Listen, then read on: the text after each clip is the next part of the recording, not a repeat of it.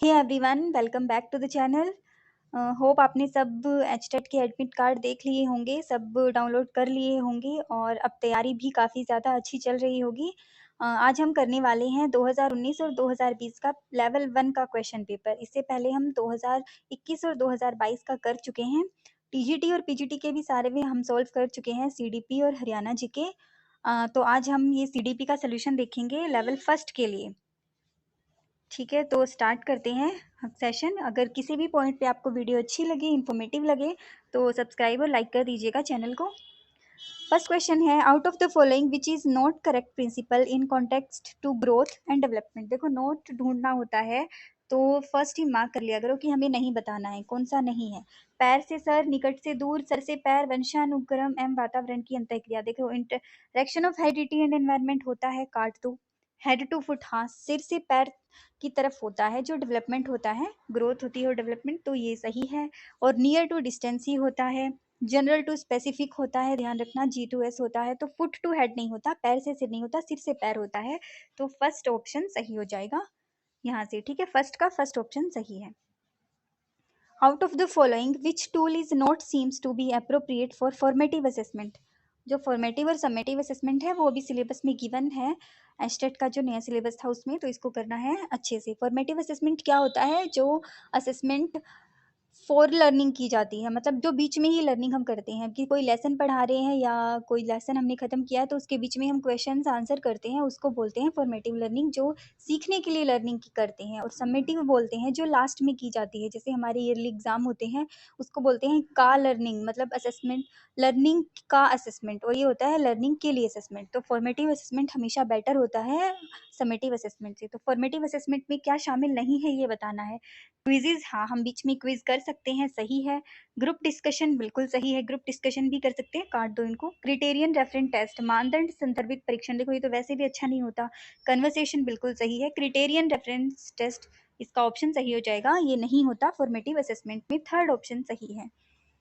4 से 5 वर्ष की आयु में बालक में कौन से विकास की जगह से वह अपने माता पिता के प्रति प्रेम तथा पितृ विरोधी भावना दर्शाने लगते हैं? Due to which development at the age of 4 to 5 years, male child shows affectionate behavior toward his mothers and opposite to his father। देखो, ये बहुत बार रिपीटेड क्वेश्चन है, टीजीटी पीआरटी में बिल्कुल सेम ही टाइप के क्वेश्चन आते हैं, कुछ ज़्यादा फर्क नहीं रहता। तो जो मेल चाइल्ड है, अगर वो अपनी माता की तरफ अट्रैक्ट होता है, तो इसका मैंने बताया हुआ है कि ओडिपस कॉम्प्लेक्स इसको बोलते हैं। ठीक है, मेल का अपनी माता की तरफ अट्रैक्ट होना, और जो फीमेल चाइल्ड होते हैं उसका अपने पिता की तरफ अट्रैक्ट होना, वो होता है इलेक्ट्रा कॉम्प्लेक्स। ठीक है, अगर फीमेल आ जाए तो इलेक्ट्रा कॉम्प्लेक्स, और मेल का उसकी मदर के साथ आ जाए तो ऑडिपस कॉम्प्लेक्स, ध्यान रखना। ठीक है, तो फोर्थ ऑप्शन यहाँ से राइट हो जाएगा, Oedipus complex. Which is not the cause of individual difference. Individual difference का कारण नहीं है बताना है, अगेन नहीं के क्वेश्चन आ रहे हैं। हेरिडिटी है, एनवायरमेंट है, मेच्योरिटी है, बिल्कुल सही। गाइडेंस, निर्देशन, नहीं, निर्देशन का कोई रोल नहीं है, तो निर्देशन ही सही आंसर हो जाएगा। ठीक है, इंडिविजुअल डिफरेंस का निर्देशन का कोई रोल नहीं है इसमें, गाइडेंस सही हो। फोर्थ का फोर्थ ऑप्शन सही है। Out of the following which is not the enrichment programme for gifted children. जो प्रतिभाशाली बालक होते हैं उनके लिए क्या कार्यक्रम सही नहीं है, अगेन हमें नहीं बताना है। तो पाठ्यक्रम में समृद्धि ठीक है। वर्ग उन्नति, ग्रेड एक्सेलरेशन, हाँ बिल्कुल ठीक है। एक्सेलरेशन दी जाती है वो प्रतिभाशाली बच्चों को ही दी जाती है। विशिष्ट कक्षा का प्रबंध, ठीक है। स्पेशल आवासीय विश्वविद्यालय, नहीं नहीं ऐसा कुछ नहीं है, अलग स्कूल खोल दें हम उनके लिए, ऐसा कुछ नहीं होता। तो फिफ्थ का फोर्थ आंसर सही हो जाएगा, विशिष्ट आवासीय विद्यालय। निम्नलिखित में से कौन सा मिलर तथा डोलार्ड द्वारा प्रदत्त अनुकरणात्मक व्यवहार का प्रकार नहीं है बताना है। Out of following which is not the type of imitative behaviour given by Miller and Dollard. आपको पता है कि मिलर और डोलार्ड थे जो उन्होंने इमिटेटिव बिहेवियर पे काम किया था, अपनी थ्योरी दी थी, तो उसमें क्या नहीं दिया था ये बताना है, अगेन नोट बताना है। तो सेम बिहेवियर उन्होंने दिया था, कॉपिंग बिहेवियर भी उन्होंने दिया था। देखो, बच्चे जो होते हैं वो इमिटेट करते हैं किसी ना किसी चीज़ को, तो उसमें सेम बिहेवियर होता है, कॉपिंग बिहेवियर होता है, और मैच्ड बिहेवियर भी होता है। तो मैच्ड बिहेवियर भी सही है, कॉपिंग भी सही है, सेम भी है, कॉरिलेटिव नहीं है बिल्कुल भी। सेकंड ऑप्शन सही हो जाएगा सिक्स्थ का। Education psychology is that branch of psychology which deals with teaching and learning. This statement is given by. शिक्षा मनोविज्ञान मनोविज्ञान की वह शाखा है जो शिक्षण एवं सीखने से संबंधित है। यह जो कथन है किसने दिया था, इसका सीधा सा आंसर है ये स्किनर ने कहा था। ठीक है, और आपको पता है कि स्किनर ने क्रिया प्रसूत का सिद्धांत दिया था, ऑपरेंट कंडीशनिंग थ्योरी, ध्यान रखना। ठीक है, चूहे पे प्रयोग किया था, स्किनर बॉक्स में उसको बंद किया था। A child who is in the middle of his school is unable to do the work of the class below that which is normal for his age. एक बालक जो अपने स्कूल जीवन के बीच अपनी आयु के समकक्ष से नीचे की कक्षा का कार्य करने में असमर्थ है। अच्छा, मतलब जो बालक है ना वो अपने नीचे से जो कक्षा है उसका कार्य करने में भी असमर्थ है, तो उसको हम क्या बोलेंगे? देखो, मेंटली रिटार्टेड, एजुकेशनली रिटार्टेड। देखो, होमवर्क करने में है ना दिक्कत हो रही है उसको, तो वो एजुकेशनली रिटार्टेड चिल्ड्रन में आ जाएगा। अगर वो और एक्टिविटीज में भी कम होता तो मेंटली रिटार्टेड में लेते। तो एजुकेशनल रिटार्टेड बिल्कुल सही है, यहाँ से एजुकेशन की ही बात की गई है। Who was the propounder of multi dimensional intelligence theory? Important question, क्योंकि ये सिलेबस में मेंशन दिया है इस बारी। और मल्टी डायमेंशनल जो बुद्धि थी वो दी थी हार्वर्ड गार्डनर ने। हार्वर्ड गार्डनर ने अकॉर्डिंग टू एनसीईआरटी 8 टाइप की बुद्धि बताई है अपनी इस थ्योरी में, कि हर बच्चे के अंदर कोई ना कोई एक स्पेशल बुद्धि होती ही है जो उससे जुड़ा होता है। और इसकी थ्योरी मैंने बिल्कुल छोटे से पॉइंट के हिसाब से करवा रखी है, बिल्कुल ब्रीफली। 10-1 मिनट की वीडियो है, आप देख सकते हो। Harvard gardener multi dimensional intelligence theory. अच्छा, यहाँ से बहुबुद्धि सिद्धांत है वो तो दिया था हार्वर्ड गार्डनर ने। एक बहुकारक होता है, बहुकारक सिद्धांत दिया था इंटेलिजेंस का ही थॉर्नडाइक ने। ध्यान रखना, इसमें कंफ्यूजन हो जाती है। ठीक है, बहुकारक थॉर्नडाइक और बहुबुद्धि Howard Gardner. Gender schema theory किसने दी है? जेंडर स्कीमा थ्योरी दी है, हम सबको पता ही है। देखो, आप स्कीमा का नाम देख के लोग जीन पियाजे लगाने की कोशिश करते हैं, बट जीन पियाजे नहीं है, एल्बर्ट पंडूरा भी नहीं है। यहाँ से एस एल बैम बिल्कुल सही है। ठीक है, एस एल बैम, थर्ड ऑप्शन सही हो जाएगा। 11th क्वेश्चन है, out of the following which is not the example of intrinsic motivation, यानी बाह्य अभिप्रेरणा का उदाहरण हमें बताना है, आंतरिक का नहीं बताना है। तो प्रार्थना, चिंता, उपलब्धि की आवश्यकता, आकांक्षा स्तर, कौन सा होता है भाई? देखो, जो चिंता होती है वो हमें अंदर से होती है, तो ये इंट्रिंसिक है। नीड फॉर अचीवमेंट, हमें अंदर से नीड है यार, हमारी नीड है, तो ये भी इंट्रिंसिक है। आकांक्षा का स्तर है, जो एस्पिरेशन हमारा जो स्तर है वो भी अंदर है। प्रेज नहीं है, क्योंकि प्रार्थना होते हैं वो दूसरे, प्रशंसा जो होती है, प्रेज, वो कोई दूसरा करता है। ठीक है, तो ये बाह्य अभिप्रेरणा है, ये बाह्य अभिप्रेरणा में आती है, तो 11th का फर्स्ट ऑप्शन सही हो जाएगा बिल्कुल। According to Vygotsky which of the following concept appear centre to learning? Vygotsky के अनुसार निम्न में से कौन सी संकल्पना सीखने के लिए केंद्रीय होती है? Proximity, adaptation, assimilation, culture of language. देखो, अगर आपने इसकी थ्योरी के बारे में पढ़ा हो तो इसमें एडेप्टेशन नहीं है, एसिमिलेशन है, वो दिया है। ये दो टर्म है, ये जीन पियाजे ने दी है। समीपता का सिद्धांत भी इसको नहीं बोलते। कल्चर पे बात की है कि लैंग्वेज का जो कल्चर होती है उसका लैंग्वेज पे क्या असर पड़ता है, यही बताया है समाज और कल्चर का वाइगोस्की ने। तो फोर्थ ऑप्शन सही हो जाएगा according to Vygotsky. At what age gender identity is establish in children? देखो, जो जेंडर आइडेंटिटी वगैरह का कंसेप्ट था ये किसने दिया था, हम पढ़ चुके हैं। गॉहलबर्ग ने दी थी 3 चीज़ें जेंडर कंसिस्टेंसी थ्योरी में। तो जेंडर लेबलिंग, जेंडर आइडेंटिटी और जेंडर कंसिस्टेंसी।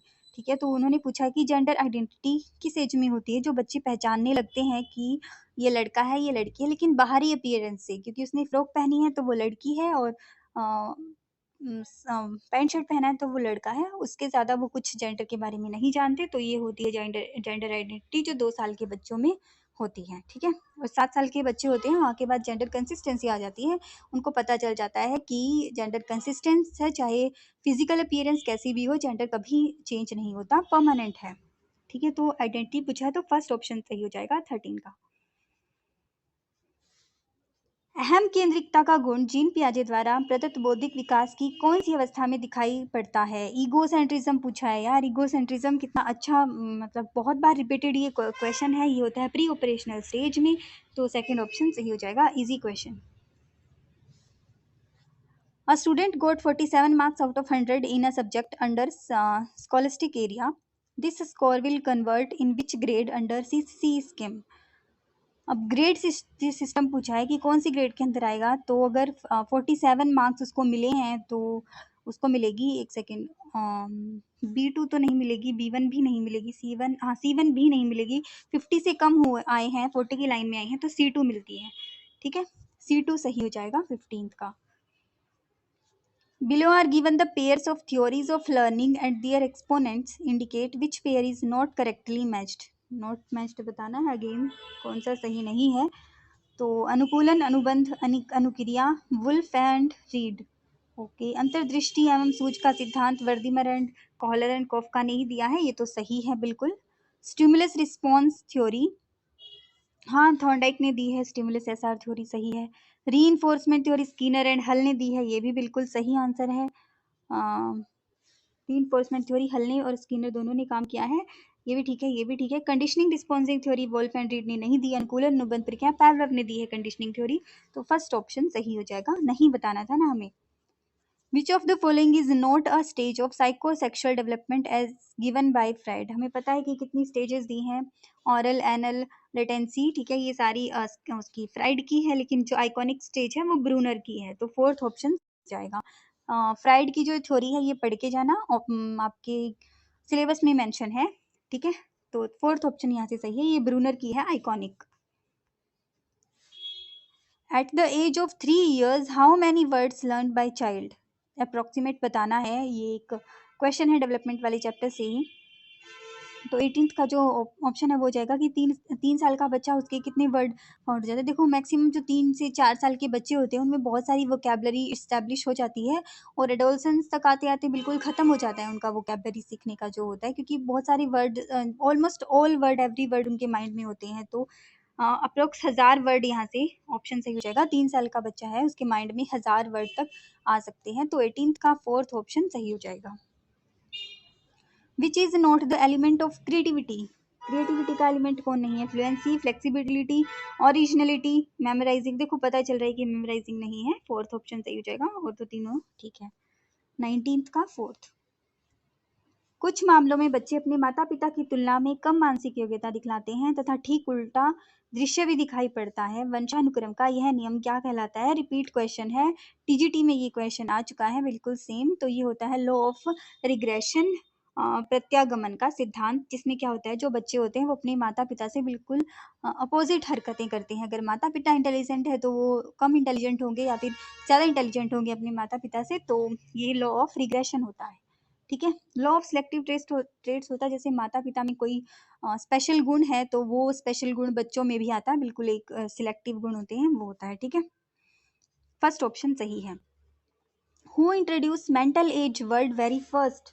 इस पे भी हम बात कर चुके हैं, तो जो ये वर्ड दिया था वो अल्फ्रेड बिने ने दिया था। इंटेलिजेंस की थ्योरी इंपॉर्टेंट है, पढ़ लेना, सिलेबस में मेंशन है, इंटेलिजेंस से ही ये क्वेश्चन है। अल्फ्रेड बिने ने दिया था मेंटल एज वर्ड फर्स्ट, और फर्स्ट जो बुद्धि परीक्षण था वो भी अल्फ्रेड बिने ने ही किया था, बुद्धि परीक्षण, ठीक है। According to AAMD and APA, what is the IQ range of severe mental retardation children? देखो इसकी जो मैंने है इस पिक मैंने एक शॉर्ट डाला हुआ है, वो प्लीज़ आप देख लेना, क्योंकि यहाँ से क्वेश्चन आ रहे हैं, तो इसका जो आंसर है वो सही हो जाएगा। सेवर क्या होती है? गंभीर, तो इसका IQ पूछा है कि कहाँ तक होता है, तो होता है 20 से 35 गंभीर, ठीक है। और माइल्ड होता है 12 to 67, उसके बाद आता है मॉडरेट, उसके बाद आता है सेवर, उसके बाद जो बिलो 20 होता है वो है होता है प्रोफाउंड। तो हमसे सेवर पूछा है, गंभीर वो होता है 20 से 35, ठीक है। According to Ross, which stage of development is known as pseudo maturity age? ये क्वेश्चन भी रिपीट है। चाइल्डहुड में बच्चों को लगता है कि वो बहुत मेच्योर हो चुके हैं, बहुत मेच्योरिटी की बातें करते हैं, बट ऐसा कुछ नहीं होता, ये मिथ्या परिपक्वता का काल होता है चाइल्डहुड, ठीक है। एडोलसेंस मत कर देना, चाइल्डहुड आएगा, मिथ्या परिपक्वता का काल। ये सारी जो विशेषताएं होती है ये पढ़ के जानी है, पियाजे ने कुछ दी थी या फिर कुछ डेवलपमेंट के चैप्टर्स में है, किस एज को क्या कहा जाता है, खिलौना एज कौन सी है, खेल एज कौन सी है, सब कुछ, ठीक है। डेवलपमेंट का चैप्टर मोस्ट इंपॉर्टेंट है। Assessment of performance done by student frequently at the end of unit using criterion reference test and employing multiple techniques of evaluation is known as what type of evaluation?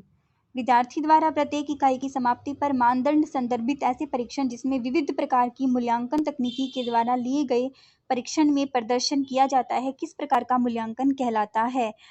तो ये होता है भाई जो and में लिया जाता है किसी भी चीज़ के किसी भी कोई यूनिट पर डे हमने ख़त्म करी है तो उसके एंड में जो हमारे टेस्ट लिए जाते हैं क्रिटेरियन रेफरेंस टेस्ट, तो उसको बोलते हैं नियतकालिक मूल्यांकन, ठीक है, पीरियोडिसिटी ऑफ इवैल्यूएशन। अविरत मूल्यांकन नहीं होता, कॉन्टिन्यूअल नहीं होता, पीरियोडिकटिसिटी ऑफ इवैल्यूएशन होता है। 24th का सेकंड ऑप्शन सही है।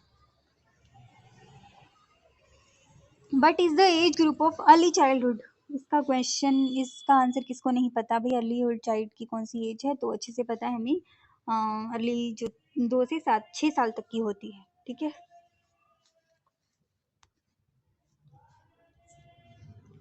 डिसलेक्सिया, डिसलेक्सिया किससे रिलेटेड है, रीडिंग डिसऑर्डर है ये, इसमें अच्छे से बच्चा बोल नहीं पाता।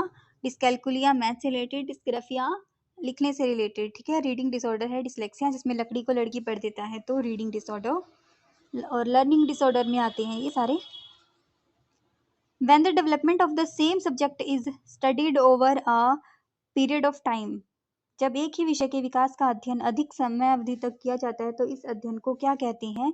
एक ही विषय का अध्ययन कर रहे हैं तो इसको हम कहेंगे लॉन्गिट्यूडिनल स्टडी, एक ही विषय के बारे में पढ़ रहे हैं तो, ठीक है। और काफ़ी सारे अलग अलग विषयों को पढ़ रहे हैं तो क्रॉस सेक्शनल स्टडी होता है। लॉन्गिट्यूडिनल एक ही विषय को पढ़ना ज़्यादा टाइम तक। Learning is a process of development, ये किसने कहा था, तो ये कहा था वुडवर्थ ने, वुडवर्थ की स्टेटमेंट है, याद रखना, फर्स्ट ऑप्शन सही है। Learning is a process of development. To develop creativity in a child the teacher should not बताना है क्या नहीं करना चाहिए टीचर को, बच्चे की क्रियाओं को प्रतिबंधित करना नहीं करना चाहिए, हाँ। Respect the views of child करना चाहिए तो कट जाएगा। Satisfy the anxiety of the child सही है।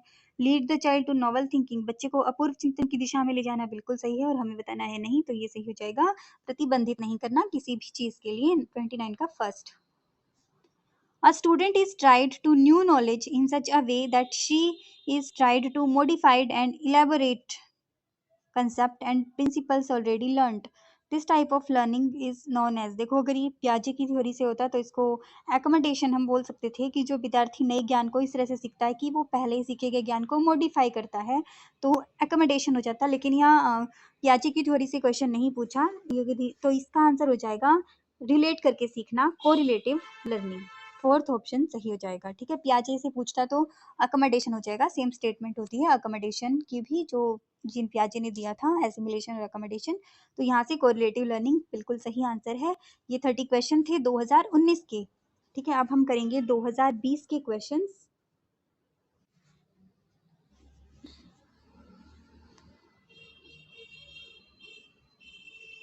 ये है 2020 का पेपर, तो इसके क्वेश्चंस देखते हैं साइको के। फर्स्ट क्वेश्चन है, यदि पहले सीखा गया कार्य नए सीखे जा रहे कार्य में बाधा उत्पन्न करता है तो क्या कहते हैं। देखो हेल्प करना होता है पॉजिटिव ट्रांसफर, और बहुत सारे पार्ट भी हैं पॉजिटिव ट्रांसफर के, इस पे भी हम बात कर चुके हैं, वीडियो बना चुकी हूँ इस पे, बिल्कुल शॉर्ट मेन पॉइंट्स के साथ। पॉजिटिव ट्रांसफर होता है हेल्प करना, नेगेटिव ट्रांसफर होता है बाधा करना, और जीरो ट्रांसफर होता है कुछ ना करना, ना हेल्प करना ना बाधा पहुंचाना। तो यहाँ से बाधा पहुंचा रहा है तो सेकेंड ऑप्शन सही हो जाएगा, नेगेटिव ट्रांसफर।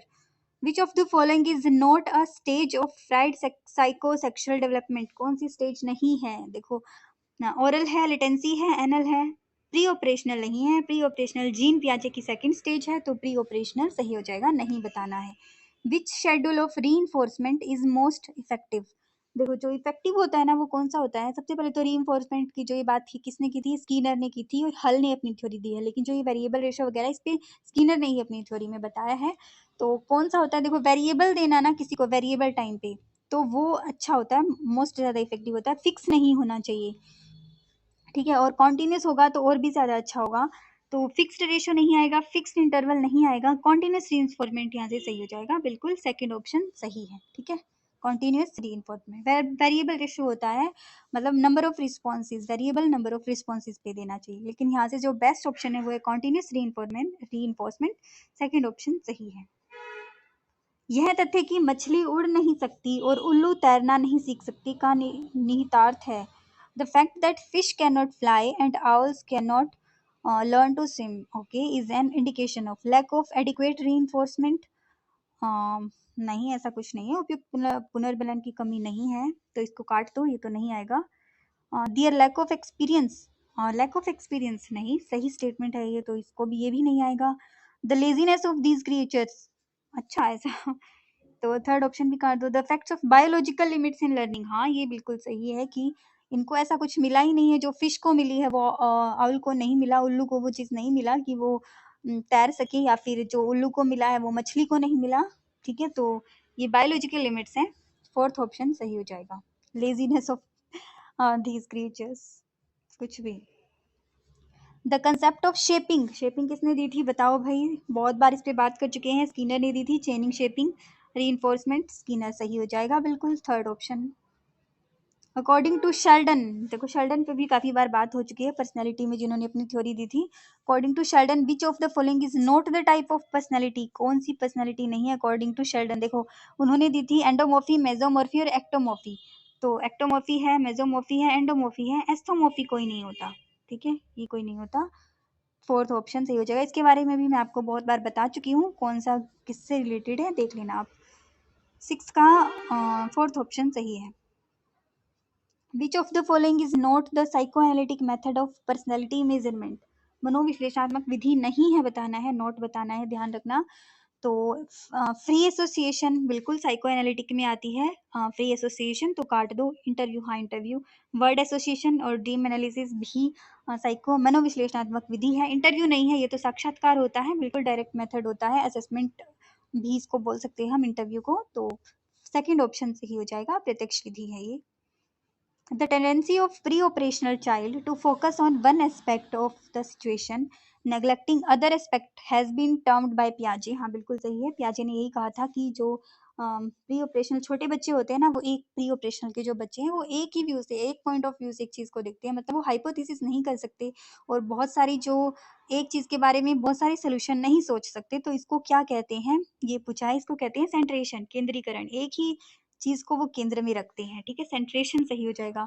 यहाँ से ये क्वेश्चन भी बन सकता है कि जो सेंट्रेशन का कंसेप्ट है वो कौन सी एज में होता है, वो प्री ऑपरेशनल एज में होता है अकॉर्डिंग टू पियाजे। और इसकी क्या बोलते हैं, सिचुएशन को नेग्लेक्ट करना और एक ही टाइप से सिचुएशन को देखना सेंट्रेशन होता है। ठीक है,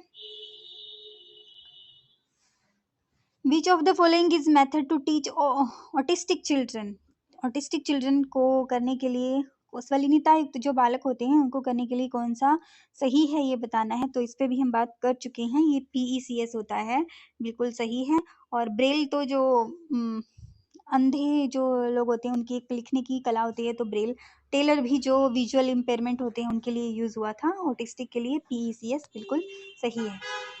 10th which of the following में act as a primary reinforcer, primary सबसे पहले कौन सा रीइंफोर्सर है जो प्राइमरी होता है, तो ये होता है प्रेजिंग, नहीं प्रेजिंग है ये, प्रेजिंग, मनी, प्रशंसा वगैरह ये सब बच्चे को सेकंड में चाहिए होता है, तो प्रेजिंग सेकेंडरी रीइंफोर्सर होता है, प्रेजिंग सेकंड रीइंफोर्स। बिस्किट हाँ बिल्कुल फर्स्ट है, खाने की पीने की जो चीजें होती है वो प्राइमरी रीइंफोर्सर में आती है, बिस्किट सही हो जाएगा। सेइंग वेरी गुड, ये भी प्रेज है, ये सेकेंडरी है। ठीक है, तो बिस्किट सही है बिल्कुल। डिस्ग्राफिया अगेन आ गया, डिस्ग्राफिया लिखने से संबंधित है, तो अच्छा ये पूछा कौन सी डिसेबिलिटी, तो लर्निंग डिसेबिलिटीज होती है ये सारी, डिस्ग्राफिया, डिस्कैल्कुलिया, डिसलेक्सिया। ठीक है, और डिस्ग्राफिया होती है लिखने से रिलेटेड एक लर्निंग डिसेबिलिटी है। Who among the following first gave of theory of moral development, देखो मॉरल डेवलपमेंट पे दो लोगों ने थ्योरी दी है, पियाजे ने और कोहलबर्ग ने, और जो सबसे पहले दी थी वो दी थी पियाजे ने, और फिर जो कोहलबर्ग ने पियाजे की ही थ्योरी को आगे बढ़ाने का काम किया था। पियाजे ने दो स्टेजेस दी थी, हिट्रोनॉमस और ऑटोनॉमस, तो पियाजे सही हो जाएगा, क्योंकि हमसे फर्स्ट गेव पूछा भी, ध्यान से पढ़ना क्वेश्चंस को, कोहलबर्ग नहीं करके आना। नैतिक विकास पे सबसे ज्यादा काम कोहलबर्ग ने ही किया है, लेकिन जो फर्स्ट जो थ्योरी दी थी वो पियाजे ने ही दी थी, तो 12th का फर्स्ट ऑप्शन सही हो जाएगा। ठीक है, the ability of class grouping develops during, class की ग्रुपिंग करना ये किसमें होता है, ये भी इंपॉर्टेंट पॉइंट है, और हम कर चुके हैं। कंक्रीट क्लासिफिकेशन जो कंक्रीट ऑपरेशनल स्टेज में होता है। ठीक है, सेंसरी मोटर नहीं आएगा, प्री ऑपरेशनल में नहीं होता ये, फॉर्मल ऑपरेशन तो काफी बाद की चीज है, कंक्रीट ऑपरेशनल में ये डेवलप हो जाता है कंसेप्ट। एक बच्चा कहता है कि माँ आज सूरज उदास है, तो वो एनिमिज्म कर रहा है, बहुत बार कर चुके हैं हम, प्री ऑपरेशनल स्टेज में होता है एनिमिज्म का कंसेप्ट, तो एनिमिज्म सही हो जाएगा। सजीववाद, according to the cognitive development theory of पियाजे, in which of the following process children either modify, modify आ गया ना वर्ड, और form a new schema based on a new experience. तो इसको हम क्या बोलते हैं? देखो, किसी भी चीज़ को मॉडिफाई करना मतलब अपनी पुरानी सीखी गई चीज़ों को मॉडिफाई करना, वो होता है अकोमोडेशन। और एज इट इज़ ही यूज़ करना, अगर एज इट इज़ वर्ड आ जाए तो वो होता है सिमुलेशन। तो ये अकोमोडेशन हो जाएगा क्योंकि इसमें मॉडिफाई वर्ड यूज़ हुआ है। सेकेंड ऑप्शन सही है।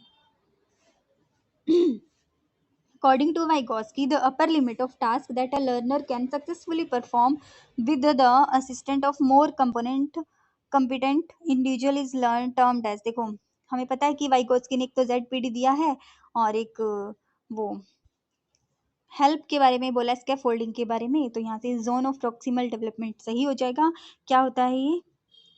नहीं, इसमें क्या पूछा है? वाइगोस्की के अनुसार एक बच्चा जिन कार्यों को अपने से दक्ष व्यक्ति की सहायता से पूरा कर सकता है उसकी ऊपरी सीमा कहलाती है। अच्छा, ऊपरी सीमा पूछी है। देखो, अगर एरिया पूछा हो ना कि जो एरिया किसी की हेल्प से कवर कर सकता है और पहले नहीं कर सकता था, तो उसको जोन ऑफ प्रोक्सिमल डेवलपमेंट बोलते थे। तो अब ये जोन ऑफ प्रोक्सिमल डेवलपमेंट नहीं है का, ऊपर का एरिया पूछा है तो लेवल ऑफ पोटेंशियल डेवलपमेंट आ जाएगा। क्वेश्चंस को ध्यान से पढ़ना भाई, मैंने भी गलती कर दी थी जल्दीबाजी में। पोटेंशियल डेवलपमेंट आएगा, फर्स्ट ऑप्शन सही है। ठीक है, जो ऊपर का जो एरिया होता है ना उसको पोटेंशियल डेवलपमेंट बोलते हैं। ठीक है, फर्स्ट ऑप्शन सही है यहाँ से। अगर बीच का एरिया पूछा हो तो जोन ऑफ प्रोक्सिमल डेवलपमेंट होता है, और अगर हेल्प का पूछा हो तो स्कैफोल्डिंग बोलते हैं उसको। विच term refers to extra cues designed to increase the chances of a students providing the correct answer to a question। निम्नलिखित में से कौन से पद का तात्पर्य एक विद्यार्थी के सही उत्तर की संभावना को बढ़ाने वाले संकेतों से है? सही उत्तर को बढ़ाने की संभावना होती है वो किसमें होती है? तो ब्रेनस्टॉर्मिंग। देखो, ब्रेनस्टॉर्मिंग होता है तीसरी आंख खोलना, तो ये तो नहीं आएगा। प्रॉम्प्ट सही है बिल्कुल। ठीक है, करेक्ट आंसर बढ़ाने की जो प्रॉम्प्ट ही बोलते हैं उसको, तो सेकेंड ऑप्शन सही है। Modelling is based on, modelling दी थी भाई एल्बर्ट बंडूरा ने, और एल्बर्ट बंडूरा की थ्योरी का नाम है, आप बता दो। सोशल कॉग्निटिव थ्योरी, सामाजिक सिद्धांत, सामाजिक संज्ञानात्मक सिद्धांत। थर्ड ऑप्शन सही हो जाएगा। अल्बर्ट पेंडूरा की थ्योरी है ये, जिसमें एक बोबो डॉल का एक्सपेरिमेंट किया था। नेक्स्ट क्वेश्चन अल्बर्ट पेंडूरा से ही है। Albert Bandura is known for his theory. तो अभी जो क्वेश्चन आया तो है सामाजिक अधिगम सिद्धांत, सोशल लर्निंग, बोबो डॉल एक्सपीरियंस क्या एक्सपेरिमेंट के लिए फेमस है ये। 19 का फर्स्ट ऑप्शन सही हो जाएगा। Autism was first described bye, देखो जो लर्निंग डिसेबिलिटी थी उसका जो वर्ड था वो सैमुअल किर्क ने दिया था। सैमुअल किर्क ने फर्स्ट टाइम उसको डिस्क्राइब किया था। और अभी पूछा है कि जो ऑटिज्म है ये दिया था कैनर ने। ठीक है, कैनर सही, फर्स्ट ऑप्शन सही है, कैनर। Which of the following is not a component of observational learning? Observational learning again सामाजिक अधिगम सिद्धांत में एल्बर्ट पेंडूरा ने दी थी। उसमें अटेंशन, रिटेंशन, प्रोडक्शन भी था, प्रिपरेशन नहीं था। हाँ, प्रिपरेशन नहीं था, 21 का फोर्थ हो जाएगा। ठीक है, प्रिपरेशन बिल्कुल सही है, fourth. According to the Bronfenbrenner biological model, the parents sibling of the child are example of. First है जो ये जो पेरेंट्स, स्कूल और होते हैं ये सारे आते हैं। फर्स्ट जो होता है, फर्स्ट कौन सा होता है बता दो? माइक्रो सिस्टम, सूक्ष्म तंत्र से रिलेट करते हैं। ठीक है, वैल्यूज कल्चर आते हैं मैक्रो सिस्टम में। पेरेंट्स ऑफ वर्क प्लेस आ जाएगा एक्सो सिस्टम में। ठीक है, which of the following is not the stage of Bruner cognitive development theory? तीन स्टेजेस दी थी ब्रूनर ने। ठीक है, तो उसमें इनएक्टिव, आइकॉनिक और सिंबॉलिक तीनों दी थी। ये क्या है? एक्रिलिक नहीं, एक्रिलिक नहीं दी थी, ऐसा कुछ मैंने नहीं पढ़ा। एक्रिलिक ही सही है, फर्स्ट नहीं दी थी, तीनों दी थी, इनएक्टिव, आइकॉनिक और सिंबॉलिक। ब्रूनर की थ्योरी भी इंपॉर्टेंट है, कॉग्निटिव डेवलपमेंट की थ्योरी है इसकी। According to Mayer and Solvay, which of following process is not an aspect of emotional intelligence? Repeated question है ये। मेयर एंड सोल्वे के अनुसार कौन सा नहीं है इमोशनल में, ये बताना है। तो अंडरस्टैंडिंग है, परसेप्शन है, मैनेजमेंट है, कंस्ट्रक्शन नहीं है। अंडरस्टैंडिंग, परसेप्शन, मैनेजमेंट तीनों है, कंस्ट्रक्शन नहीं है। फोर्थ ऑप्शन सही हो जाएगा 24th का। Kohler's research with Sultan supports which theoretical view of learning? हमें पता है कि ये गेस्टाल्ट वादी थे, कोहलर, कॉफका और वर्दीमर। इन्होंने एक चिपैंजी सुल्तान पे एक्सपेरिमेंट किया था और ये बताया था कि किसी के अंदर जो इंसाइट होता है, अंतर्दृष्टि से कोई भी थिंकिंग आती है तो एकदम आती है, तो अंतर्दृष्टि का सिद्धांत है इनका, इंसाइट लर्निंग। ठीक है, एकदम। जो सुल्तान था वो केले बहुत ऊंचे पे केले टांग दिए थे और चिपैंजी को वो केले हाथ में नहीं आ रहे थे, फिर उसके बाद कुछ बॉक्स रख दिए, तो उसके दिमाग में एकदम से आया कि बॉक्स एक के ऊपर एक रख के उसने केले खा लिए, तो ऐसा कुछ था, इनसाइट लर्निंग हुई एकदम से। तो इनसाइट होती है, ये कोहलर, कोफका और वर्दीमर ने बताया था, गेस्टाल्ट वादी थी। Out of sight out of mind कौन सी है भाई, स्टेज बता दो। अकॉर्डिंग टू पियाजे है ये early sensory motor stage. First option सही है, बिल्कुल सेंसरी मोटर की स्टेज है। Out of sight out of mind, object permanence भी इसी की है, सेंसरी मोटर की। 27th है the study of which of the following lies at intersection of psychology and pedagogy. Psychology और पेडागोजी के बीच की स्टडी को हम क्या कहते हैं, इसको बोलते हैं एजुकेशनल साइकोलॉजी। साइकोलॉजी से पेडागोजी पढ़ना, तो पॉजिटिव नहीं है, इंडस्ट्रियल नहीं है, ऑर्गेनाइज है, ये साइको एजुकेशन साइकोलॉजी बिल्कुल सही है, एजुकेशनल साइकोलॉजी 27th का fourth. The concept of scaffolding has given by, इसका आंसर मैं नहीं करने वाली, आप सब कर देना। 28th का आंसर थॉर्नडाइक, पावलोव, वाइगोस्की या स्किनर। ठीक है, 28th स्कैफोल्डिंग किसने दी थी और क्या होती है, आप सब बता सकते हो आसानी से। एक बालिका के उसके पिता के प्रति आकर्षण, देखो अभी थोड़ी देर पहले हमने पढ़ा था, इसका भी आंसर बता दो भाई। गर्ल अगर फीमेल अपने पापा की तरफ होती है तो बोलते हैं इलेक्ट्रा, और मेल अपनी मम्मा की तरफ होता है तो उसको बोलते हैं ओडिपस कॉम्प्लेक्स। ठीक है, छोटे बच्चों में होती है ये, 4 से 5 साल के जो बच्चे होते हैं। Who believed that infant's brain is like a tabula rasa? ये भी रिपीटेड क्वेश्चन है, पीजीटी में क्वेश्चन ये रिपीट हुआ था सेम। तो खाली स्लेट किसने कहा है, वो कहा था जॉन लोक ने। फर्स्ट ऑप्शन सही है, बच्चों को खाली स्लेट माना था और कहा था कि बच्चे खाली स्लेट पैदा होते हैं, बाद में कुछ भी भर सकते हो आप इसमें, उसे कुछ भी बना सकते हो, तो जॉन लोक इसका सही आंसर है। तो ये थे पीआरटी के क्वेश्चंस, कहने को ये पीआरटी के क्वेश्चंस थे, लेकिन टीजीटी पीजीटी में भी सेम क्वेश्चन ही आते हैं, हल्का फुल्का सा फर्क रहता है बस, बाकी सारा कंसेप्ट थ्योरी और सब कुछ सेम ही रहता है। 2019 और 2020 के ये पेपर्स थे, आई होप आपको समझ आए होंगे। अच्छी लगे तो वीडियो सब्सक्राइब और लाइक कर देना। ठीक है, मिलते हैं नेक्स्ट वीडियो में।